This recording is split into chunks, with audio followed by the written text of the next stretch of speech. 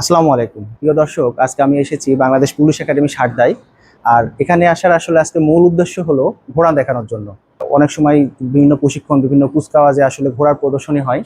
তো সেখানে দেখে অনেকেই উৎসুক মানুষ থাকেন যারা এই ঘোড়া সম্পর্কে জানতে চান। আজকে আমরা এসেছি পুলিশ একাডেমিতে এবং দেখাবো যে দেশের সেরা ঘোড়াগুলো এখানে কি অবস্থায় আছে এবং কত যত্ন সহকারে তাদের প্রতিদিন কিভাবে খেতে দেওয়া হচ্ছে এবং কত যত্ন সহকারে রাখা হচ্ছে। বাংলাদেশের অনেক জায়গা আছে, যেরকম কক্সবাজার সমুদ্র সৈকত, কুয়াকাটা সমুদ্র সৈকত সহ বিভিন্ন পর্যটন কেন্দ্রে আপনারা গেলে অনেক ঘোড়া দেখতে পান, কিন্তু সেগুলো একেবারে রুগ্ন প্রকৃতির হয়। কিন্তু এখানকার যে ঘোড়াগুলো সেগুলো কিন্তু দেশের একেবারে সেরা ঘোড়া এবং সেরা জাতের ঘোড়া এবং তাদের অনেক যত্ন সহকারে এবং প্রশিক্ষণপ্রাপ্ত ঘোড়া। কাজে সেই ঘোড়াগুলোর জায়গাগুলো কি অবস্থায় আছে, তারা কিভাবে থাকে, সেগুলো আজকে আপনাদের সামনে তুলে ধরবো।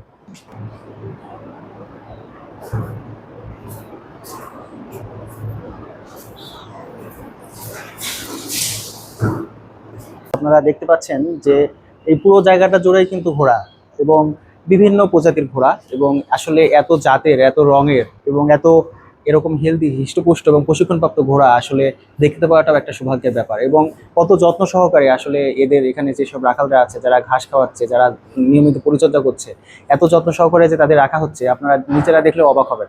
প্রতিটা ঘোড়াই আসলে খুব সুস্থ এবং স্বাভাবিকভাবে এখানে জীবনযাপন করছে।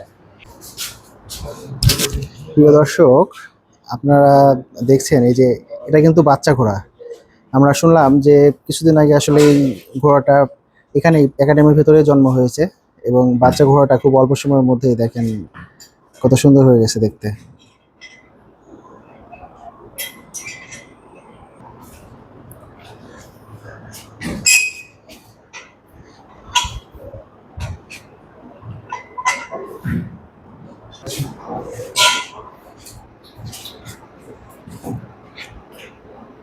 প্রিয় দর্শক, এই যে দেখেন, এটা বিশাল সাইজের ঘোড়া কিন্তু এটা। আর আমরা যেটা শুনলাম আসলে এই পুলিশ একাডেমিতে সর্বমোট 58টি এরকম ঘোড়া আছে, এরকম বিশাল সাইজের। এবং আপনারা একটা বিষয় জানেন যে সারা দেশেই কিন্তু এই পুলিশ একাডেমির ঘোড়া কিন্তু সারা দেশেই সমাদৃত। মানে এরকম বিশাল সাইজের ঘোড়া এবং এত যত্ন করে ঘোড়া সাধারণত আর কোথাও রাখা হয় না। এই জন্য এরকম বড় সাইজের মানে হেলদি ঘোড়া আসলে পাওয়া খুব কঠিন। দেখেন আসে নাকি, দেখেন ঘুমাচ্ছে মনে হয় দাঁড়া থেকে। ছোট ছোট যে খোপের মতো যে ঘরগুলো আছে সবগুলোই কিন্তু ঘোড়ার ঘর এবং একাডেমির এটা একেবারে উত্তর সাইডে অবস্থিত এবং অনেক এলাকা জুড়ে এই ঘোড়ার এই ঘরগুলো তৈরি করা হয়েছে। এখানে সাধারণত ঘোড়াগুলোই থাকে।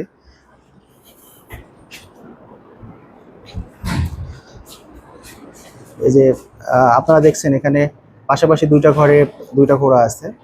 ঘোড়াগুলো দাঁড়িয়ে যাব কাটছে এবং সবগুলোই কিন্তু বিশাল সাইজের ঘোড়া।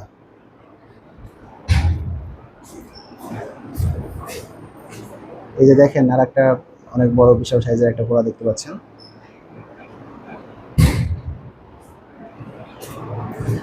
আর সবগুলোই মানে ঘোড়াগুলো দেখলে অবাক হবেন। এই যে এখানে যে দুইটা ঘোড়া দেখছেন, এই দুইটা ঘোড়াও কিন্তু একই অবস্থা।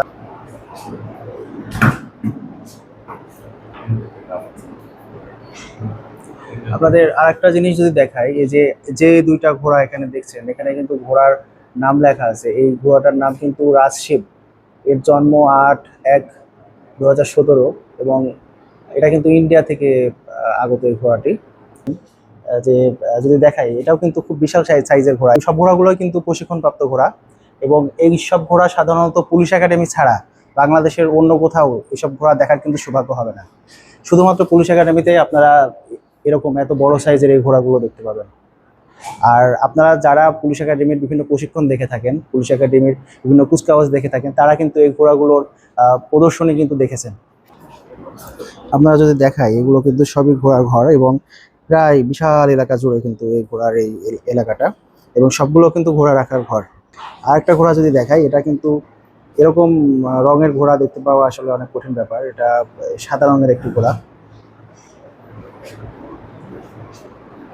প্রিয় দর্শক, এই যে এই ঘোড়াটির নাম কিন্তু বাবা। আপনারা যদি দেখেন, এই ঘোড়াটির নাম বাবা। এবং আমরা যেটা শুনলাম যে এই ঘোড়াটা দিয়ে সাধারণত প্যারেড গ্রাউন্ডে যখন পুলিশের প্রশিক্ষণ হয়, তখন সাধারণত এই ঘোড়াটিকে নিয়ে যাওয়া হয় এবং এই প্রশিক্ষণ ঘোড়া হিসেবে এটিকে সাধারণত করা হয়। এবং এই ঘোড়াটির নাম বাবা এবং এই ঘোড়াটির জন্ম হলো 9/8/2018 সালে ইন্ডিয়াতে।